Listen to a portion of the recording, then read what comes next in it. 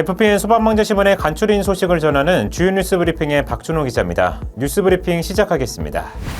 정부가 전기차 화재 대응을 위해 신축 건물에 습식 스프링클러 설치를 의무화하고 지하주차장 내부 벽 등의 방화 성능을 갖춘 소재를 사용토록 하는 방안을 추진합니다. 정부는 지난 6일 한덕수 국무총리 주재로 열린 제45회 국정현안관계 장관회의에서 이 같은 내용의 전기차 화재 안전관리 대책을 발표했습니다. 어떤 내용이 담겼는지 정리했습니다. 내년도 소방청 예산안이 3,311억 원으로 편성됐습니다. 올해 대비 93억 원 줄어든 수치지만 사업 완료에 따른 자연 감소분을 고려하면 364억 원 늘어났습니다. 예산안은 국회 심의를 거쳐 12월 확정되는데요.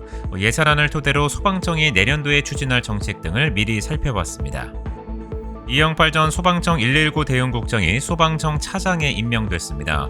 소방 간부 후보생 8기로 소방에 입직한 이 차장은 소방청 기획재정 담당관과 중앙소방학교장, 경북소방본부장 등을 역임했습니다. FPN 소방방재신문이 경기도 부촌 호텔 화재의 인명피해가 커진 이유를 집중 분석했습니다.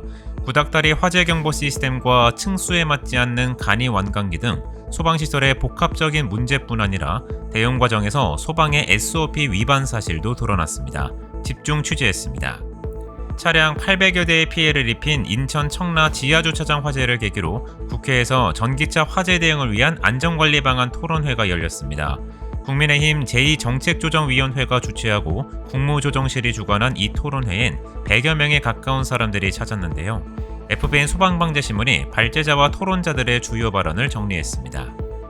7명이 사망한 경기 부천 호텔 화재를 겪은 소방청이 소방안전 개선 추진단을 꾸려 개선책을 마련하기로 했습니다. 특히 이번 사고에서 논란이 된 에어매트와 관련해 성능과 안정성 향상을 위한 연구를 진행하는 등 현장 상황에 맞게 규격과 기준 등을 정비합니다. 재난 현장에서 소방관들이 사용하는 개인 보호 장비의 첨단화를 위해 논의하는 자리가 마련됐습니다. 소방청은 지난 8월 27일 세종 컨벤션센터에서 소방대원 첨단 보호장비 개발 심포지엄을 개최했는데요. 이 자리엔 전문가와 소방대원, 업체 관계자 등이 참석했습니다. 현장 취재했습니다. 관련 기사의 상세 내용과 더 다양한 분야 소식은 이번 소방방재신문 발행호에서 확인하실 수 있습니다. 지금까지 주요 뉴스 브리핑의 박준호 기자였습니다.